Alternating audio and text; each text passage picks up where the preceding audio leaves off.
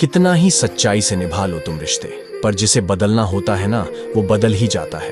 अक्सर उन्हीं लोगों को हमारे दर्द और तकलीफ का एहसास नहीं होता जो हमें कहते हैं कि हम तुम्हें तुमसे ज्यादा जानते हैं।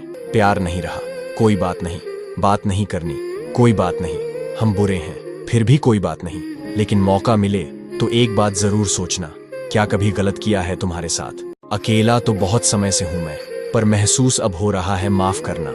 अगर हमने अनजाने में आपको कभी रुला दिया, आपने तो दुनिया के कहने पर हमें ही भुला दिया। हम तो वैसे भी अकेले थे और अकेले ही रहेंगे।